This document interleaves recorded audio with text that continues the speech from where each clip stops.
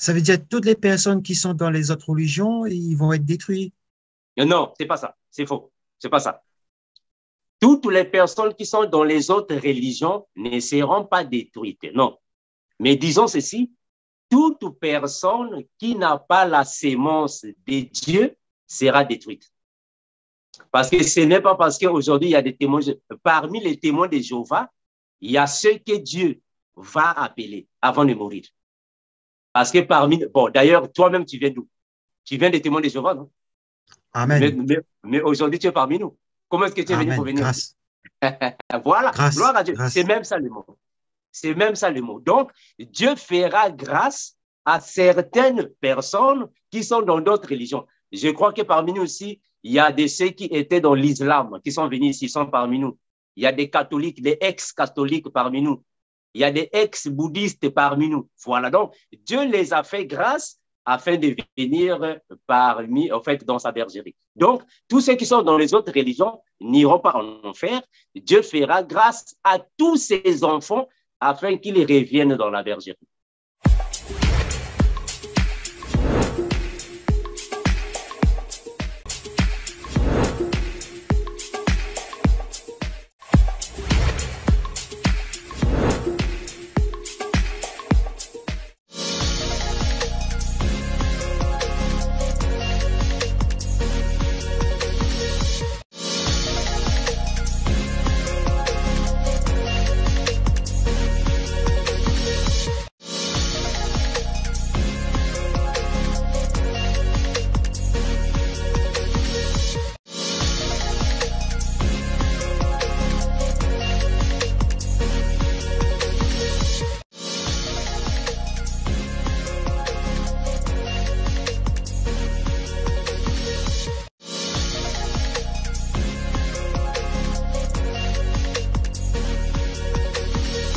Merci, mes bien-aimés, d'être là avec nous. Que le Seigneur soit loué.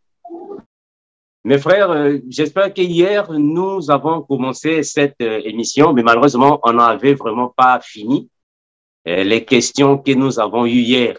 Donc, je ne sais pas si la sœur Edwige a encore des questions qui étaient restées pour que nous puissions les répondre bibliquement. Frère Armando, hier, nous n'avions plus de questions qui étaient restées. Après le témoignage que tu devais faire. Mais nous pouvons passer la main à la sœur Émilie qui a des questions de la part de la sœur Claudia, si elle n'est pas présente.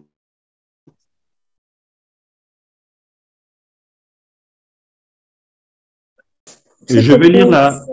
J'ai mis ça dans le chat. Merci, frère André. D'accord. Frère Armando, je lis la question. Hein? Oui, mon frère. Voilà. Donc, la première question, c'est est-ce qu'il y a la Vierge folle parmi les chrétiens qui décèdent avant l'enlèvement? C'est la première question. OK. Bon, mais bien aimé, au fait, selon la parole, le Seigneur nous a dit que quand il reviendra, il vient pour prendre son église. Alors, il a donné la parabole des vierges sages et des vierges folles. Mais quand il vient, ce sont les vierges sages qui seront prêtes pour monter avec le Seigneur. D'où la folle va rester. Maintenant, ça c'est dans la parabole. Mais actuellement, ou soit en réalité, parmi nous, on ne sait pas qui est sage, qui est folle. On ne sait pas. Nous le saurons quand le Seigneur reviendra pour prendre ceux qui vont monter. Donc, c'est à partir de là que nous saurons que ça, c'est la sage qui est montée. Alors, les chrétiens qui vont rester, on ne sait pas qui est folle. Parmi ceux qui vont rester, on reconnaît la folle. C'est quand la marque de la bête sera obligatoire. Celle qui mourra, ou soit celui qui mourra à cause du nom de Jésus. C'est-à-dire que quand la marque de la bête va régner sur la terre, c'est lui qui va refuser la marque de la bête pour son témoignage à cause de Jésus et sera tué. C'est là qu'on saura que celle-là était la Vierge folle. Mais pour l'instant, on ne sait pas qui est sage, qui est folle. Pour l'instant, nous savons seulement qu'il y a des saints sur la terre, mais il y a aussi des faux. sur la terre. Mais on ne sait pas qui est sage, qui est saint et qui est folle.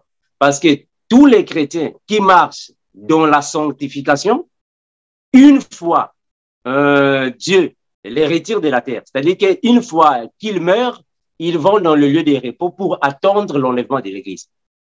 Mais les chrétiens qui meurent hors de la bergerie, c'est-à-dire que dans la perdition, dans l'égarement, vont dans le lieu de tourment. Attention, quand je parle des chrétiens, je fais allusion à tous ceux qui ont accepté Jésus, mais malheureusement, soit vont marcher dans la sanctification, soit dans l'égarement. Mais aussi longtemps que nous sommes encore ici, l'enlèvement n'a pas encore eu lieu. On ne sait pas qui est vierge sage et qui est vierge folle. Merci, mon frère Londi. Ça, c'est la première question. Et voilà pourquoi nous devons travailler à notre salut tous les jours. Amen. Gloire à Jésus. Alors, la deuxième question, donc en rapport avec la première.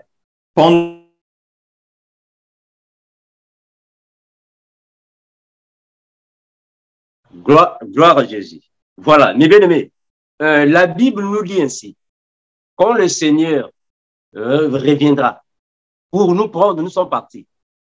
Et quand il viendra pour la deuxième fois pour la guerre d'Armageddon, c'est alors, après la guerre d'Armageddon, là nous sommes dans Apocalypse chapitre 20, le diable et son système seront hors de notre marche. En d'autres termes, le diable enchaîné, on l'envoie là-bas.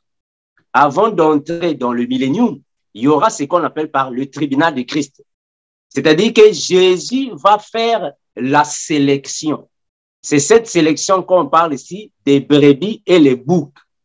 Il va mettre les brebis à sa droite, les boucs à sa gauche. Les brebis vont recevoir les récompenses avant d'entrer dans le millénium. On a toujours dit que tous les chrétiens n'auront pas les mêmes récompenses. On va recevoir les récompenses pour entrer dans le millénium. Mais dans le millénium, on ne sera pas seulement là-bas les enfants de Dieu, c'est-à-dire les vierges, la vierge sage, la vierge folle et les 144 000. Non.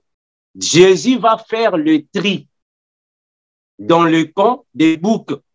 Il va choisir parmi les boucs qui peuvent entrer dans le millénium et qui iront dans le séjour des morts. Ceux qui vont entrer dans le millénium, ce sont les païens qui seront admis pour entrer dans le millénium. Parce que la Bible nous dit que après les 1000 ans, le diable sera relâché de la prison et il ira séduire les nations. En d'autres termes, il ira séduire les païens. Mais où seront ces païens? Ces païens seront parmi nous dans le millénium. Parce que dans le millénium, on ne sera pas seulement là les enfants de Dieu. L'apôtre Paul nous a même dit que nous jugerons les nations.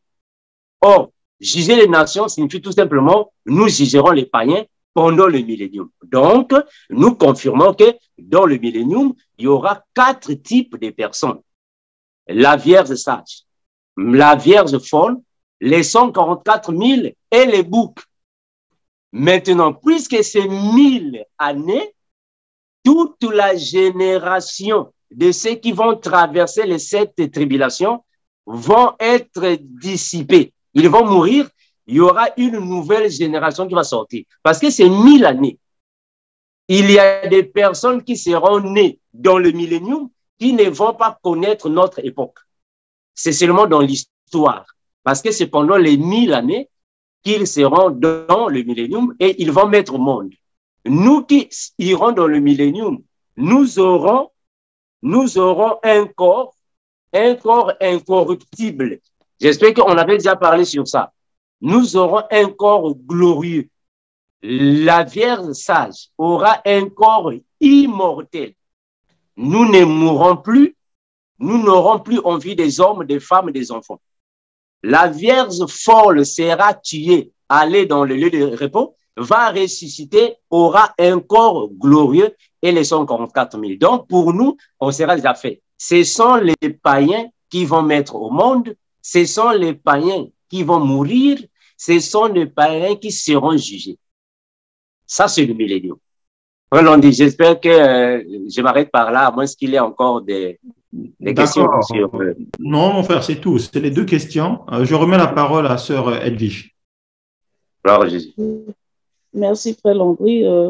Nous donnons la parole à notre sœur Émilie. Bonjour à tous les bien-aimés, soyez bénis au nom de notre Seigneur Jésus-Christ.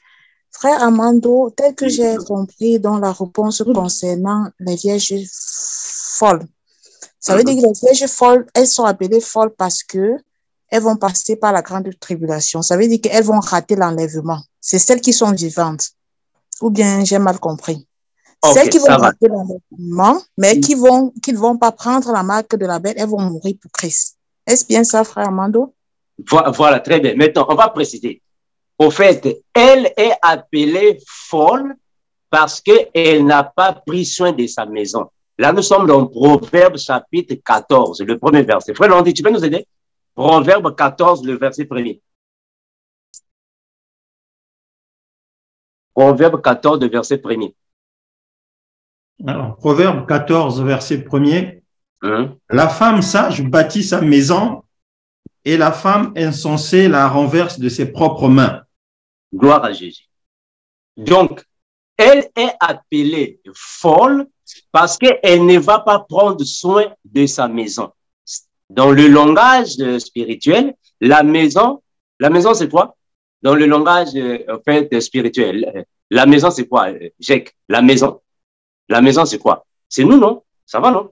La maison c'est nous d'abord. La maison ici, c'est la maison de Dieu, nous. Donc, ceux qui ne vont pas prendre soin de leur corps vont rater l'enlèvement. Voilà pourquoi on l'appelle folle, parce qu'elle ne prend pas soin de son corps. Elle va rater l'enlèvement. Maintenant, tous les chrétiens qui vont rater l'enlèvement ne sont pas encore les vierges folles. Ce sont les faux chrétiens. Pour reconnaître une vierge folle, elle doit traverser la grande tribulation. Elle doit être tuée à cause du nom de Jésus face à la marque de la bête. C'est ce que la Bible nous dit, non? On va prendre un verset biblique. Le frère, on y va nous aider. Regardez. La Bible dit ainsi. La Bible dit ainsi dans Apocalypse. La Bible dit ainsi. Le frère l'on dit, nous sommes dans Apocalypse chapitre 7 et le verset 14. Commençons au verset 14. Voilà. Apocalypse 7 à partir du verset 14. Oui, mon frère. Voilà, on s'arrête ce moment-là. Le verset 14, ça va. Je lui dis, mon Seigneur, tu le sais. Et il me dit, ce sont ceux qui viennent de la grande tribulation. Ils ont lavé leurs robes et ils les ont blanchis dans le sang de l'agneau. Gloire à Jésus. Donc, les 144 000 et les vierges folles, obligatoirement, c'est le groupe des chrétiens qui doivent obligatoirement passer la grande tribulation. Or, la grande tribulation, c'est la petite moitié de 3 années et demie du règne de l'Antéchrist. Donc, pendant que nous sommes encore ici, on ne sait pas qui est sage, qui est folle. On ne sait pas. Ils doivent passer la grande tribulation.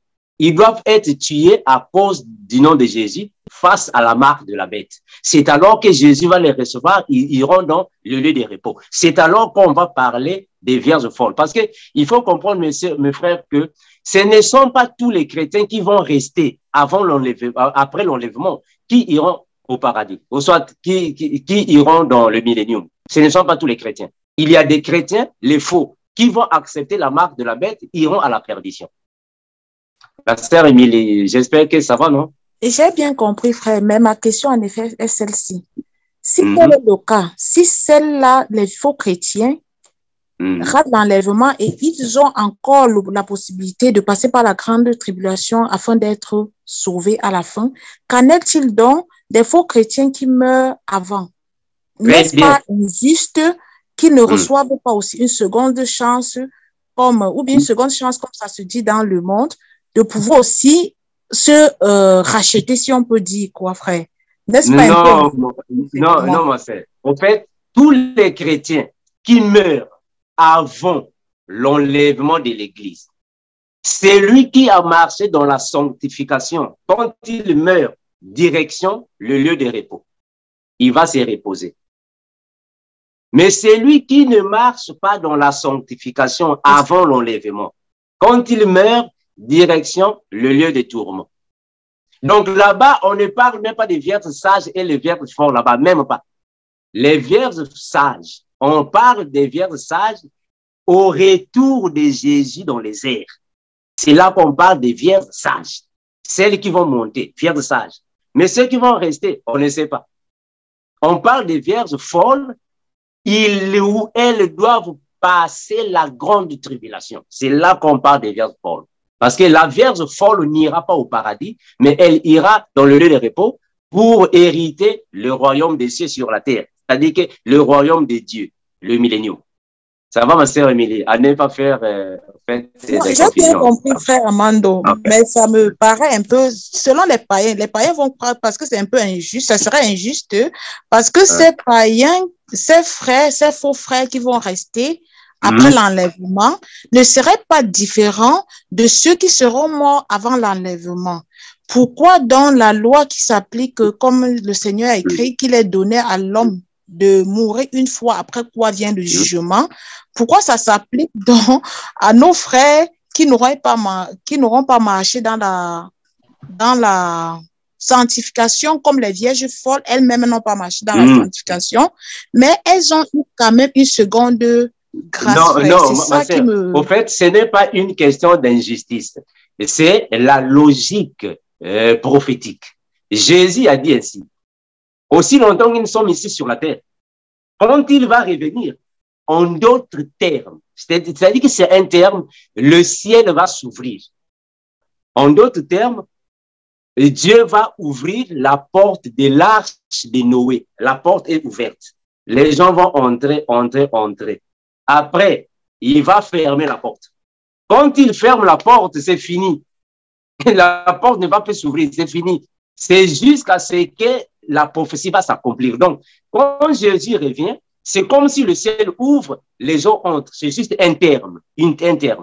Mais quand Jésus va fermer la porte, c'est fini. Personne ne va plus monter, c'est fini. C'est fini. Mais donc, ceux qui vont rester doivent traverser les tribulations. Voilà pourquoi le frère Landry a dit, il est temps de prendre vraiment soin de ton salut. Parce qu'après l'enlèvement de l'Église, c'est fini. Parce que, comprenons une chose, que Jésus est un agneau maintenant que tu es vivant. C'est un agneau de Dieu qui ôte le péché du monde. Tu peux le frapper à la joue gauche, ça va à droite, ça va. C'est maintenant qu'il est agneau.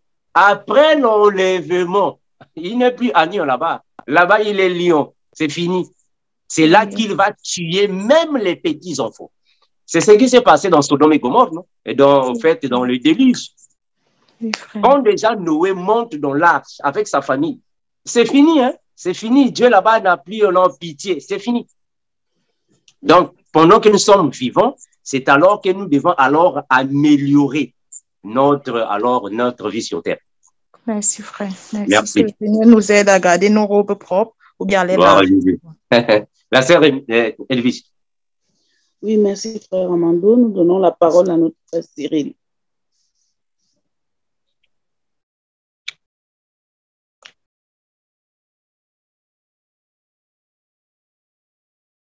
Toi, Cyril, le micro est fermé. Là, c'est ouvert. Merci. Bonsoir à tous les frères et sœurs. J'ai une question.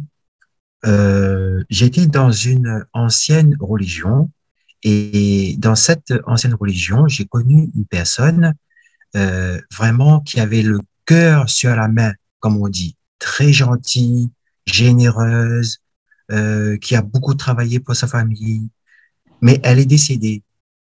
Eh ben, quand vous avez dit que les personnes qui sont pas dans les vierges sages ou dans le vrai chrétien, ils vont dans le tourment, c'est ça? Très bien. Bon, les personnes qui ne sont pas parmi les vierges sages ne peuvent pas aller au paradis. Avant d'aller au paradis, c'est ça? Attends, je me suis mal expliqué. C'est-à-dire qu'à l'heure actuelle, la personne, elle était dans une autre religion, de mon ancienne religion. Mais elle est décédée. C'est quelle religion? Ça c'est quelle Témoin de religion? Jéhovah. Ah, témoin de Jéhovah. Témoin de Ok. Jéhovah. Ok. Et elle prêchait, elle était très généreuse, très gentille, prenait soin de sa famille. Bon, c'est ce que nous on voit, hein. Mais maintenant, comme elle est décédée, elle est morte, et apparemment, je voudrais savoir, actuellement, elle se trouve où en fait? Ok, merci. Mais bien aimé, nous devons comprendre une chose que devant le Seigneur, avant d'aller au paradis, ce n'est pas la générosité qui compte pour aller au paradis. Parce qu'il y a plusieurs païens qui sont généreux aussi. Avant d'aller au paradis, il faut accepter Jésus. Si tu n'as pas Jésus, même si tu es l'homme le plus charitable du monde, tu ne peux pas aller au paradis. Parce que Jésus a dit dans la parole, je suis le chemin. Le chemin. Donc, si tu n'as pas Jésus, quelle que soit ta charité, ta générosité, l'hospitalité, si tu n'as pas Jésus, tu vas passer par où? Parce qu'il est l'unique chemin. Alors, la personne qui peut aller au paradis, c'est la personne qui reçoit Jésus, confesse de sa bouche que Jésus est Seigneur, accepte la foi en Christ. C'est lui qui peut aller au paradis quand il marche dans la sanctification. À moins que la personne est malade sur le lit de l'hôpital, la personne reçoit Jésus sur le lit de l'hôpital, après avoir confessé ses péchés, après avoir reçu le Seigneur Jésus, aussi longtemps que la personne a la sémence de Dieu et que la personne meurt. Il n'y a pas de souci, la personne ira au paradis parce qu'elle a confessé, a accepté Jésus et va au paradis. Et sans ça, ce n'est pas la générosité, ni l'hospitalité, ni la charité qui amène quelqu'un au paradis. Si j'ai bien compris, Okay. Toutes personnes qui n'ont pas accepté Jésus, c'est le tourment. En fait, c'est la parole qui le dit. Celui qui ne vient pas à moi, tu ne peux pas passer par le Père. Donc, toute personne qui ne reçoit pas Jésus, en fait, c'est comme si, mon frère, en fait, Cyril, c'est comme si, en fait, tu es dans quel pays? À Nantes. Nantes, ok, voilà, tu es là-bas en Nantes. Moi, je suis ici aux États-Unis. Maintenant, supposons que je vais quitter les États-Unis et venir à Nantes. Mais je ne connais pas le chemin de ta maison. Je ne connais pas ta porte. Donc, ce qui veut dire que si je viendrais là-bas, je vais errer. Je serai un errant. Je serai un vagabond parce que je ne connais pas le chemin, je ne connais pas la porte.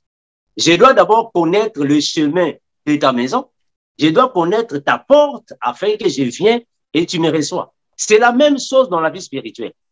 Si tu viens ici dans le monde et que tu n'as pas Jésus, tu n'as pas le chemin. Il faut avoir Jésus, comme ça tu as le chemin.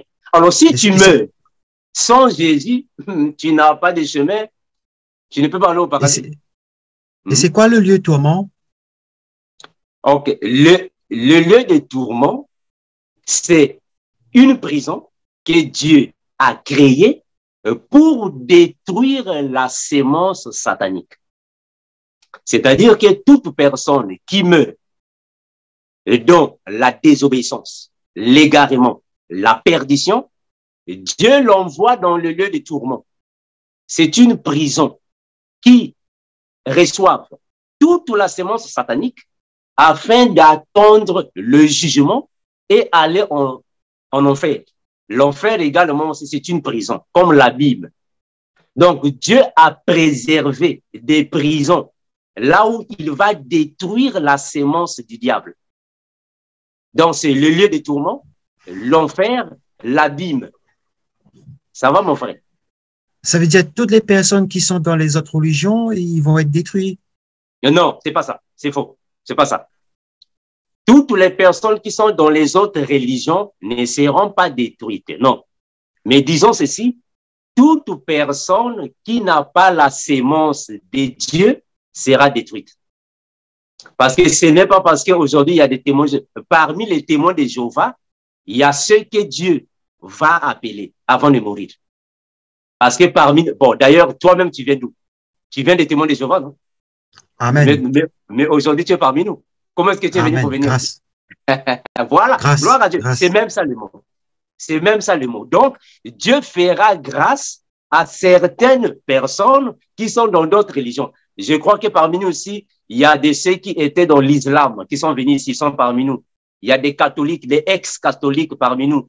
Il y a des ex-bouddhistes parmi nous. Voilà. Donc, Dieu les a fait grâce afin de venir parmi, en fait, dans sa bergerie. Donc, tous ceux qui sont dans les autres religions n'iront pas en enfer.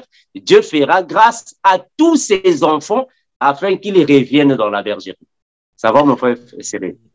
Et oui, et il y aura même pas une résurrection dans le millénium pour elle, parce que elle me fait vraiment la peine, parce que j'aimais beaucoup, en fait, cette sœur-là.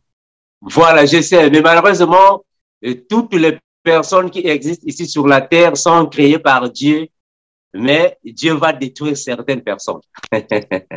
Et c'est la Bible qui le dit. Dieu a dit dans la Bible que j'ai aimé Jacob, mais j'ai haï Ésaü. Mais qui a créé Ésaü? C'est lui-même qui l'a créé. Donc, Dieu est souverain, c'est lui qui fait des choses comme il veut, selon sa paternité. Ça va, mon frère Cyril? Mon frère, dernière petite question, et puis je laisse tranquille. Parce que je rejoins le groupe et j'ai pas toute la condensée de la marche de la sanctification. Voilà, je comprends. Je comprends que en fait, tu viens récemment de l'église, en fait, l'autre des témoins de Jéhovah, c'est ça? Voilà, il n'y a pas de souci. Le frère Landry est là. J'espère que tu peux contacter le frère Landry en privé, comme ça, nous allons marcher ensemble. Frère Landry, j'espère que tu es déjà ensemble avec le frère Landry. Non, le frère Landry te suit, non? Avec les exhortations. Frère Landry. Oui. On échange régulièrement, frère Cyril. Hein, donc, on en reparlera, plaise au Seigneur. Amen. Voilà, c'est bon, frère Cyril. Donc, sois toujours là en cas de questions. Appelle-nous, nous sommes disponibles. Sois béni. Merci. Gloire à Jésus. Merci. La sœur Edwige. Oui, merci, frère Armando. Nous avons des questions de la sœur Élise. Je laisse le frère Landry les lire ou je les lis dans le chat. Il a deux questions. La première est de savoir si... Ok. Oui, vas-y, ma soeur. Est-ce que le don de célibat est réservé aux hommes seulement? Ok, merci. Bon, en réalité, il y a plusieurs personnes qui peuvent se dire don de célibat. Au fait, le célibat n'est pas un péché. Le célibat n'est pas un péché. Et le célibat n'est pas aussi interdit. Le célibat est pour les personnes qui peuvent résister devant la chaleur corporelle. C'est-à-dire que les désirs sexuels, c'est pour eux. Nous avons dans la Bible les gens qu'on appelait par les eunuques. Les eunuques. Les eunuques, c'était les personnes qui n'avaient pas de femmes. Mais ils préparaient les femmes du roi, c'est-à-dire les reines. Ces gens-là n'avaient pas de femmes, les eunuques. Nous avons même notre bien-aimé, le frère Paul, qui avait fait un feu. Donc, c'est pour soit les hommes et les femmes. Pour les femmes et les hommes. Mais cela n'est pas donné à tout le monde. Mais si vous sentez vraiment, ah non, moi vraiment, je ne suis pas vraiment dans cette chaleur de résister, il est mieux de se marier que de brûler. Mais sinon, c'est pour tous ceux qui ont cette fermeté face au désir charnel, le célibat. Donc, ce n'est pas comme on dit dans les églises, si tu es célibataire, donc tu as le démon de célibat. Non, non, non, non, non. Non, non, non. Le célibat n'est pas forcément un démon. Non, non. Merci, ma sœur Elvis. Oui. Elle a une deuxième question. Comment savoir qu'on a reçu le don de célibat? Gloire à Jésus. Comment savoir qu'on a reçu le don de célibat? Si tu es capable de rester 3 ans, 4 ans, 5 ans, sans sentir l'envie d'une femme, sans sentir l'envie d'un homme, ah, donc là, tu es dans le bon chemin. Si tu peux rester comme ça, sans avoir des sensations, là, tu es dans le bon chemin. Mais si tu as des sensations répétées, ah, donc tu n'as pas ces dons-là. Vraiment, il faut se marier. Vraiment. Voilà pourquoi nous disons toujours, mes frères, le mariage, en fait, exige des préparations, s'il y a un frère, une sœur qui se sont brûlés vraiment d'une manière continuelle, évitons de tomber dans le péché, appelez-nous les frères. On va s'entendre, on va chercher des voies et moyens pour aider les frères afin de s'en sortir et être responsable. Merci, ma sœur Edwige. Ok, elle a une autre question, toujours dans le même sens. Elle dit qu'il y a un frère qui l'a approché avec une préoccupation sur Matthieu 19, verset 12. Matthieu 19, verset 12. Le frère Landy peut nous aider. Hein? Matthieu 19.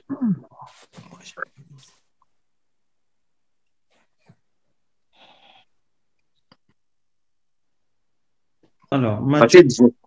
Oui, Matthieu 19, verset 12. Car il y a des eunuques qui le sont dès le ventre de leur mère.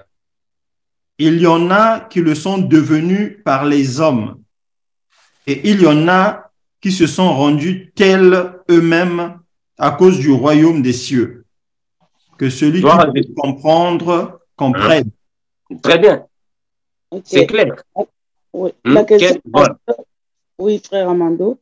La question de la sœur est le renoncement au mariage peut-il être issu de la volonté de Dieu, le propre du chrétien, ou c'est une disposition de l'Esprit Saint en nous?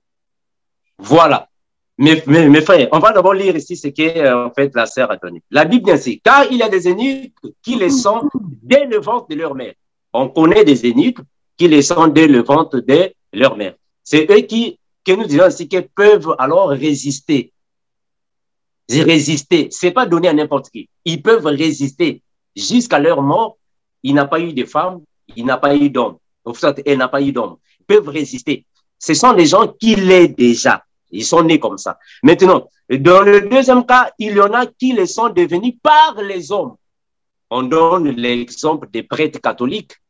Les prêtres catholiques, bien que ce ne sont pas tous les prêtres, mais quelques-uns, les cardinaux, ils les sont devenus par les hommes. Mais malheureusement, ils tombent après parce que voilà pourquoi il y a des dégâts. Il y a la pédophilie et l'autre, l'homosexualité là-bas. Parce qu'ils les sont devenus par les hommes. Maintenant, il y en a qui se sont rendus tels eux-mêmes à cause du royaume des cieux, tel que l'apôtre Paul. La Bible dit que l'apôtre Paul avait fait un vœu à cause de l'évangile. Est-ce que vous voyez ça? L'apôtre Paul avait même fait ce qu'on appelle par le naziréat à cause de l'évangile. Donc, ils sont trois catégories de personnes. Ça va, ma soeur? Voilà. Donc, c'est ici que nous disons que si l'esprit vous convainc, si vous avez cette force, si vous avez alors cet appel, nous disons gloire à Jésus. Mais ne le faites pas d'une manière hypocrite. Aujourd'hui, vous dites que bon, moi, je vais rester célibataire, mais en fait, en cachette, vous vous masturbez. Ah, mais non. Ah, mais non. Merci, ma sœur. Et nous donnons la parole à notre frère Victor. Merci, frère. La sœur Elvis, s'il vous plaît, mes bien-aimés. En fait, hier, nous n'avons pas pu terminer toutes les questions. Vraiment, on a seulement 30 minutes. Est-ce que nous pouvons être brefs et une question à chacun pour ne plus pas qu'il ait des questions qui vont rester. Hein. Merci. Ok, frère Victor, à toi la parole. Ok, merci. Merci, ma sœur Edwige. Soyez bénis, mes frères et mes sœurs. Moi, c'est pas une question, hein. Moi, c'est juste pour intervenir, donner mon intervention. Voilà, le frère Landry disait, c'est pas interdit de répéter. Voilà, mais au fait, moi, j'ai levé ma main lorsque la sœur Émilie avait pris la parole. Parce que, voilà, j'étais un tout petit peu dans les mêmes aussi, je me posais aussi dans les mêmes questions qu'elle. Mais, moi, je vais donner plus dans la manière où j'ai compris. C'est-à-dire, il y a surtout là où elle dit, voilà, ceux qui sont morts et qui n'avaient même pas mené la vie de sanctification, mais qui sont déjà morts avant la grande tribulation. Au fait, ils ne peuvent pas aller en l'enlèvement parce qu'ils n'ont pas mené une vie de sanctification. Maintenant, ceux qui vont mener la vie de sanctification, c'est eux qui vont ressusciter en premier et après les vivants. Maintenant, ceux qui n'ont pas, ceux qui ont eu peut-être le Saint-Esprit, mais qui l'ont attristé pendant toute leur vie, qui vont rester dans le tourment, peut-être pour attendre le dernier jugement.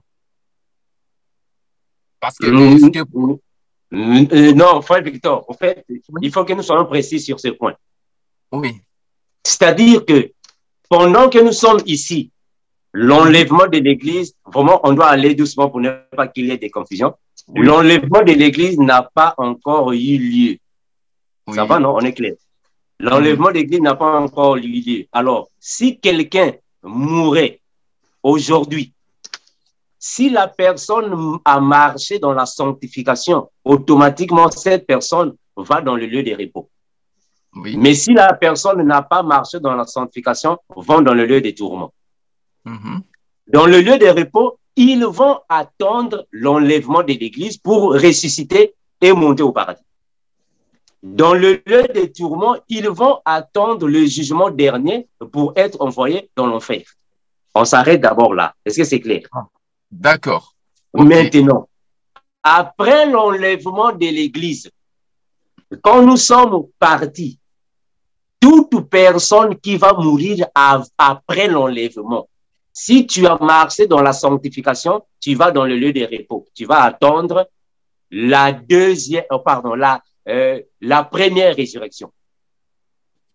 Si tu ne meurs pas dans le péché, tu vas attendre la première résurrection pour hériter le millénium. Mais tu n'iras pas au ciel. Non, non, parce que le ciel, c'est seulement pour la Vierge sage. Mais dans celui qui va mourir dans le péché, il ira dans le lieu de tourment pour attendre le jugement dernier. Maintenant, quand la Vierge sage va descendre sur la terre avant la guerre d'Armageddon, et tous ceux qui sont morts dans la sanctification après l'enlèvement vont ressusciter. C'est cette résurrection qu'on appelle par la première résurrection. Mais ils n'iront pas au ciel parce que le ciel, on est déjà de retour. Oui. Ils vont hériter le millénium. Frère Victor et la sœur Émilie, j'espère que jusqu'à ce point-là, c'est clair. C'est clair, frère, merci, j'avais compris. D'accord, d'accord. Okay. Merci beaucoup et soyez bénis. Merci, frère Victor. La sœur Émilie. Merci, frère. Nous donnons la parole à notre frère Guy. Ensuite, le frère Paul se prépare. Merci, ma sœur. Frère Armando, je voulais te poser une question, s'il te plaît, afin d'avoir un éclaircissement là-dessus.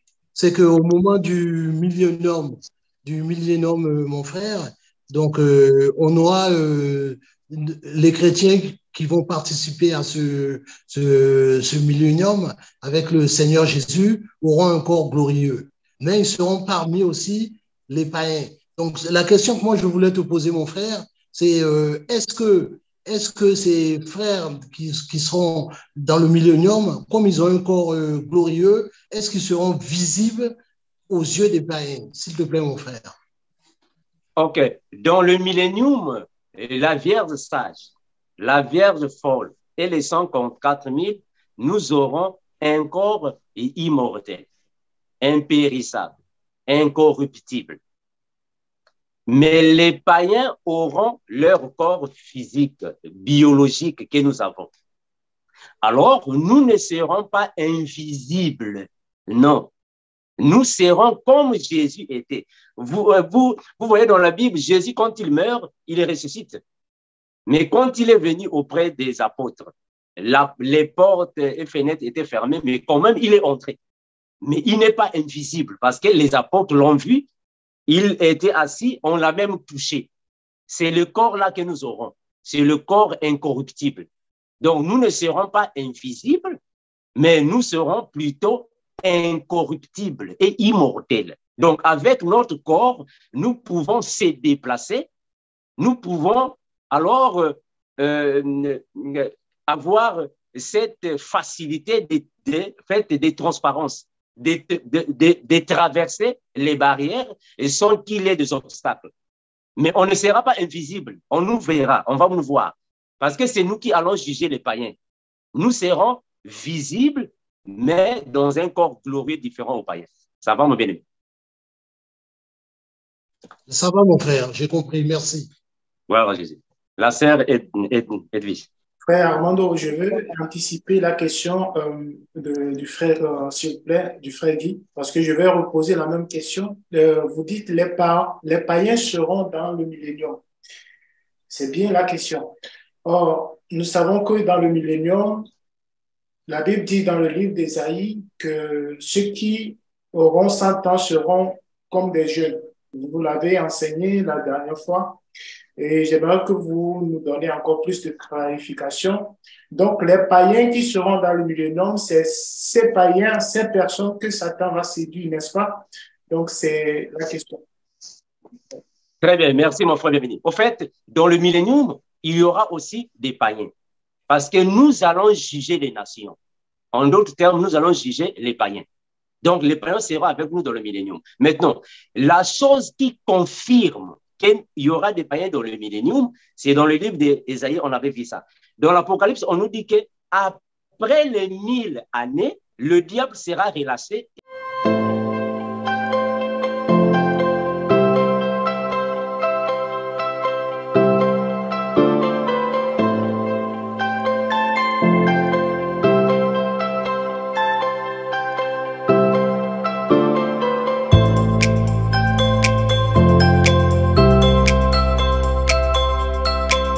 Nous serons ensemble avec les païens dans le millénium. Maintenant, les païens qui seront avec nous dans le millénium, ce sera une nouvelle génération qui sera qui viendra dans le monde. Parce que c'est 1000 ans, 1000 années. Donc, il y aura une nouvelle génération qui va sortir dans le millénium. Il n'y a que les païens qui peuvent avoir les femmes et les enfants dans le millénium, pas nous, mais les païens. Voilà, ça va mon frère bienvenu. Oui, ça va, oui. La sœur Edwige, est-ce que tu as encore des questions, soit Oui, nous avons 3 questions. Nous avons le frère Paul, la sœur Pierrette et la sœur Christiane. Voilà. Frère Paul, à toi la parole. Ton micro, mon frère.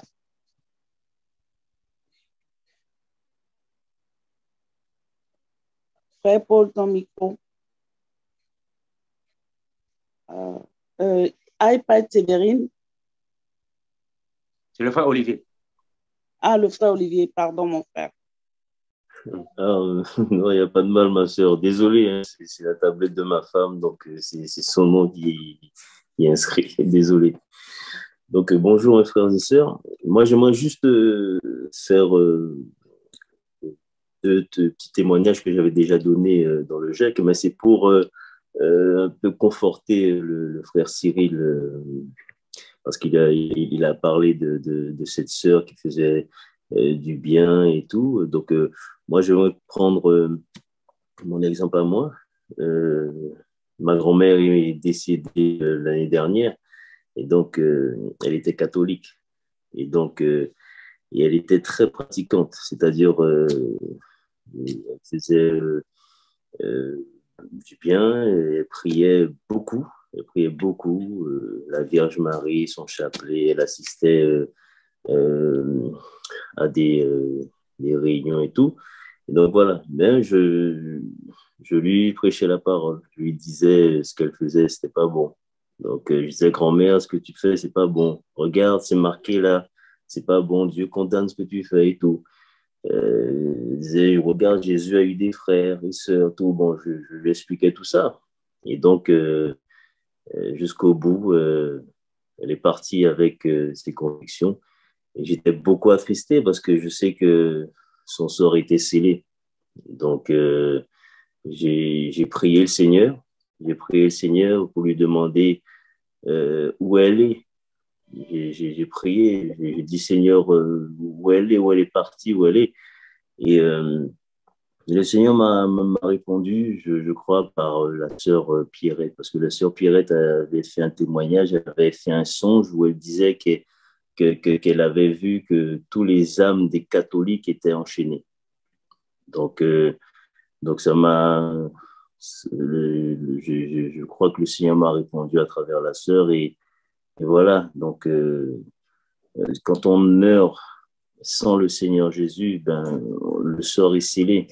Donc, peu importe ce que tu fais, le bien que tu fais, si tu n'as pas le Seigneur Jésus, parce que beaucoup de gens font du bien, et on entend ça. Moi, je ne fais pas de mal, je fais du bien aux gens, mais si les gens ne croient pas en Jésus, il est le chemin, la vérité, la vie, ben, peu importe, comme le frère André nous dit souvent, bon, le Seigneur n'est pas dans les émotions, nous on est là pour faire sa volonté, mettre en pratique sa parole. Et c'est ça, parce que beaucoup de gens autour de nous, on voit qu'il y a des gens, des amis qui sont pas méchants, qui font du bien et tout, mais qui ne croient pas en Dieu, ce sont des athées, mais le Seigneur n'est pas dans les sentiments. Donc voilà, donc je sais que le sort de ma grand-mère est scellé. Elle a adoré la créature plutôt que le créateur. Donc son sort est scellé. J'aimerais faire aussi un autre témoignage vite fait par rapport au frère Cyril aussi, parce que hier, bon, j'ai pas eu le temps d'intervenir, mais il disait, je crois, comment savoir, je sais pas, qu'on a le Saint-Esprit ou bien enfin, quelque chose comme ça, quoi. Mais moi, c'est un témoignage que j'avais donné aussi dans le GEC. Je suivais une vidéo sur une sœur qui disait que Dieu s'était révélé à elle et qu'elle était remplie de l'onction de Dieu et elle faisait des miracles. C'est-à-dire qu'elle allait dans des endroits, bon, elle passait, elle guérissait des gens et tout. Et donc, j'étais touché par ce témoignage-là. Et j'étais envieux aussi du témoignage de la sœur parce qu'elle faisait tellement de bien et de miracles autour d'elle et tout.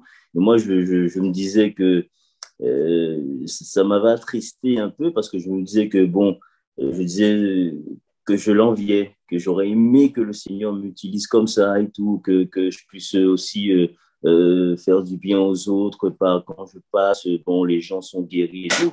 Et c'est ce que cette sœur témoignait. Et donc, sur le moment, avec cette grande tristesse que j'avais, je demande au Seigneur, mais Seigneur, mais pourquoi tu ne m'utilises pas comme ça? Pourquoi je ressens pas toutes ces choses-là? Pourquoi tu ne m'utilises pas comme toutes ces personnes que tu utilises? Et donc, sur le moment, le verset de l'enfant prodigue est venu dans ma tête. Comme si une voix me parlait et me disait, comme dans le verset disait, et c'est exactement ce que le verset disait. Le verset disait, la voix que j'avais l'impression d'entendre me disait, mon enfant, tu es toujours avec moi et tout ce que j'ai est à toi. À partir de là, quand j'ai eu ce verset en tête, ça m'a un peu rassuré. Parce que bon, le Seigneur, je pense, a vu la tristesse que j'avais. Et franchement, quand ce verset est venu dans ma tête sur le coup, ça m'a un peu rassuré. Donc voilà. Donc c'était pour répondre un peu au frère Cyril qui se posait ces questions-là. Mais voilà, mais en tout cas, juste pour dire qu'on est là pour faire la volonté du Seigneur, seulement sa volonté avant notre volonté, parce que c'est ce qui est le plus important. Hein. Donc, le faire du bien aux autres, faire le bien aux pauvres, tout ça, toutes ces choses-là, comme le Seigneur l'a dit, les païens le font, les autres le font, nous on est là pour faire sa volonté. Voilà mes frères et sœurs, je vous remercie, soyez tous bénis. Amen. Merci. Merci frère Olivier. Donnons la parole à notre sœur Pierrette.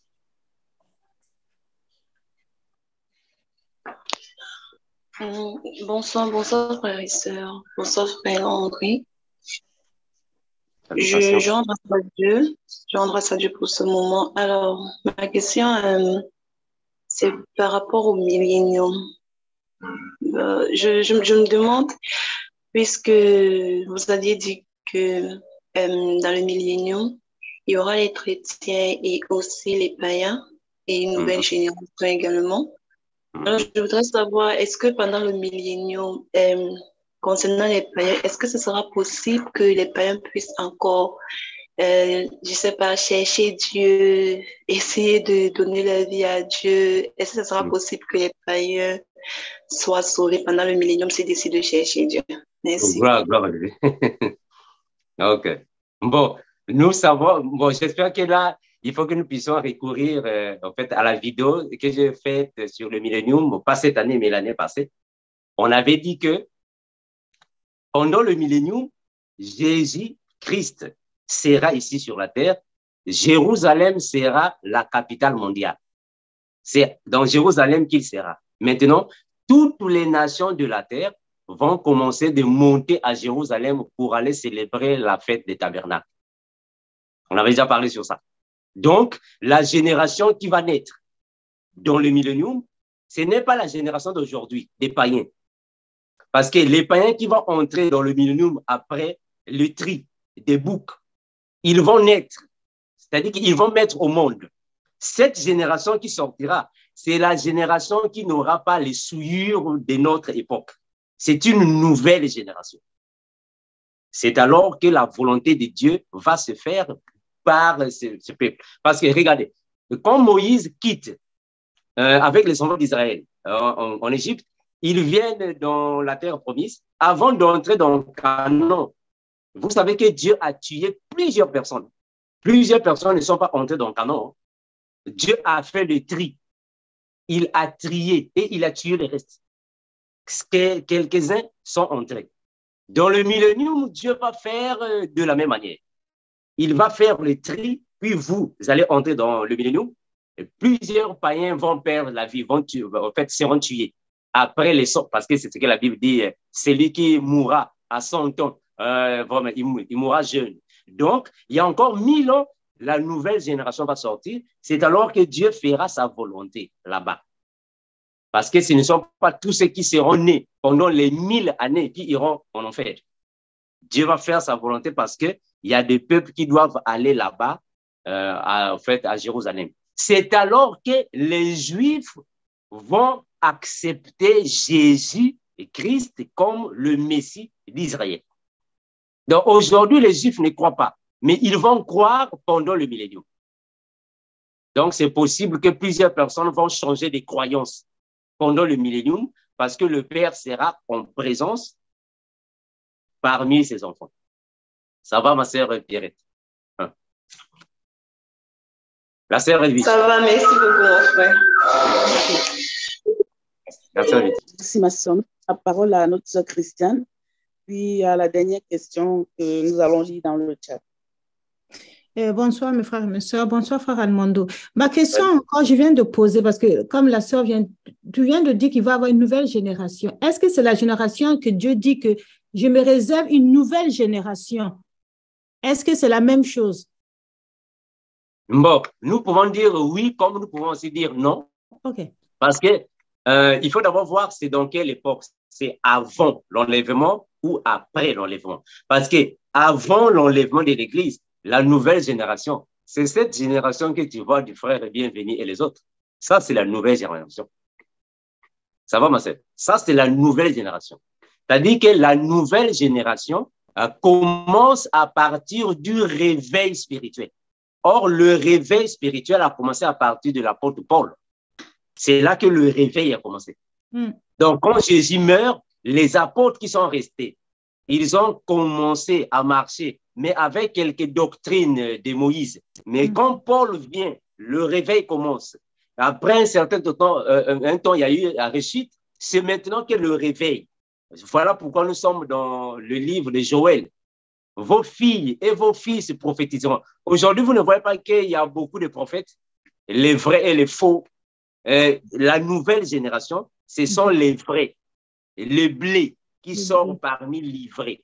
Ça, la nouvelle génération. Mais dans le millénium, il y aura aussi la nouvelle génération qui va sortir dans le millénium. Parce que tous ceux qui seront nés dans le millénium n'auront pas la même histoire que nous avons. Pourquoi? Parce que nous, aujourd'hui, nous avons l'histoire, la technologie du monde. Mais ceux qui seront nés dans le millénium, ils ne vont même pas connaître Facebook. Est-ce que vous voyez ça? Ils ne vont pas connaître Facebook. Ils ne vont pas connaître TikTok. Ils ne vont pas connaître, c'est-à-dire que ce que nous avons aujourd'hui, dans notre époque, ils ne vont pas connaître ça. Plusieurs choses, ils ne vont pas connaître. Parce que ça sera une année de paix. Les animaux ne vont plus faire du mal aux humains. Les lions, on a même dit dans la Bible, le lion, la brebis, ils vont en fait être dans une même... Donc, il n'y aura pas la méchanceté. C'est une nouvelle génération qui va sortir. Il n'y aura plus la bagarre, les compétitions, il n'y aura plus. Donc, c'est une nouvelle génération qui va sortir. Amen. Merci beaucoup, mon frère. Bien voilà. Amen. La sœur Elvie. Oui, frère Amando. Il y a une autre sœur Amandine qui voudrait savoir, est-ce qu'on peut se présenter comme croyant en la parole de Jésus-Christ et à sa résurrection à la place du mot chrétien? Non, pardon, je n'ai pas bien saisi la question. Tu peux la répondre.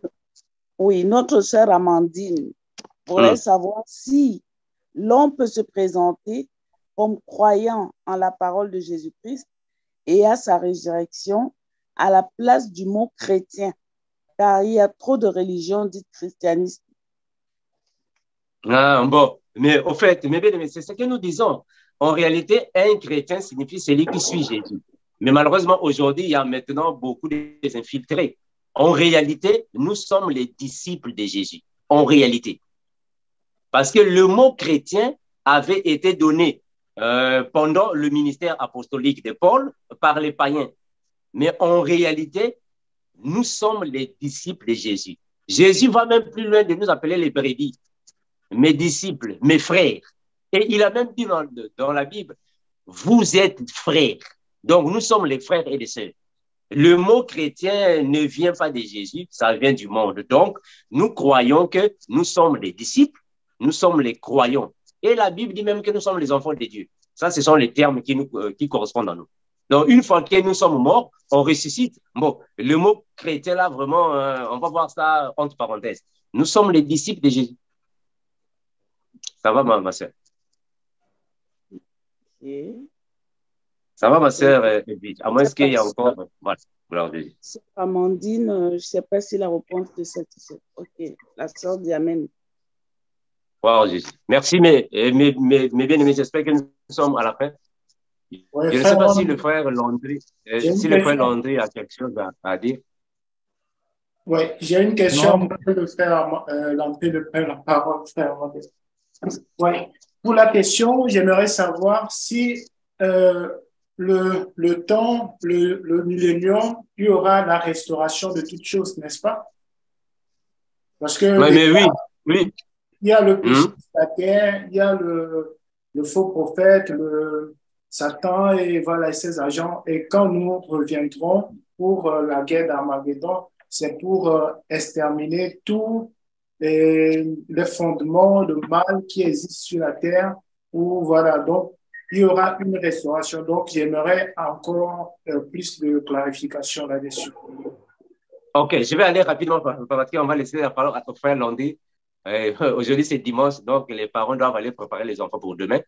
C'est-à-dire que les premières personnes que le Seigneur va envoyer dans le temps de feu, c'est le faux prophète et l'antéchrist. Et après viendra le diable et toute sa sémence. Donc, pendant le millénium, nous vivrons dans la paix. Il n'y aura rien de méchanceté. Les faux prophètes en enfer, l'antéchrist en enfer, le diable dans la prison, dans l'abîme, et tous les anges déchus dans l'abîme et les démons, ils seront écartés. Nous serons dans le millénium, c'est ça qu'on appelle aussi par la restauration. La restauration, c'est-à-dire que Dieu va enlever le mal. Il y aura seulement le bien. La méchanceté ne va plus exister dans le millénium parce que c'est le règne de Jésus. Après le millénium, on va menacer Satan. Il vient pour alors tenter les nations, c'est-à-dire les païens. C'est alors qu'il y aura la guerre de Gog et Magog. Après la guerre de Gog et Magog, alors tout le système satanique en enfer. Et c'est alors que viendra le jugement dernier et nous allons entrer dans la nouvelle terre et le nouveau ciel. Et nous allons vivre maintenant là-bas éternellement. On ne va plus parler de Satan, on ne va plus parler des faux prophètes, tout vraiment prendra fin. C'est là que la grande restauration va alors continuer jusqu'à l'éternité. Ça va, mon frère bien-aimé? Frère Béni, ça va? Ouais, c'est bon. Merci. Ok, gloire à Dieu. Le frère Landry. Non, mon frère, je pense qu'on peut s'arrêter là. Hein. Donc, c'est bon. C'est bon. Bon, mes bien-aimés, on va s'arrêter par ici. Nous allons vraiment prier afin que le Seigneur puisse continuer de nous fortifier, de marcher dans la foi. S'il y a encore des questions qui sont restées, vraiment, faites-les nous parvenir afin que nous puissions alors répondre selon la parole. Donc, nous demandons à tous les frères et toutes les sœurs qui ont encore quelques questions personnelles ou soit les questions d'intimité, appelez le frère Armando et le frère Landry en privé afin que nous puissions en parler. Nous allons prier, mes frères, pour nous séparer. Prions au nom de Jésus. Éternel Dieu, nous te remercions, toi qui fortifies tes enfants. Merci, Père, pour ta nourriture.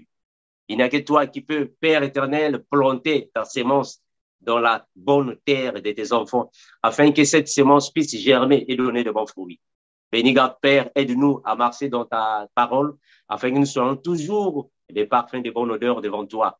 Merci Seigneur Jésus-Christ, et reçois-nous constamment devant ta face, afin que nous puissions toujours être, Père éternel, luisant et aussi favorable devant toi. Que le règne, la puissance, la gloire reviennent à toi seul, Jésus-Christ, d'éternité en éternité. Amen. Merci mes bien-aimés, à nous revoir prochainement. Merci et bonne nuit à tous. Merci. Merci beaucoup et bon courage à tout le monde et que Dieu vous bénisse. Gloire à Jésus. Amen. Amen. Bonne soirée, bonne semaine. Soyez tous bénis. Bonne semaine. Merci beaucoup. Bonne semaine. Soyez bénis. Bientôt. Au revoir. Merci.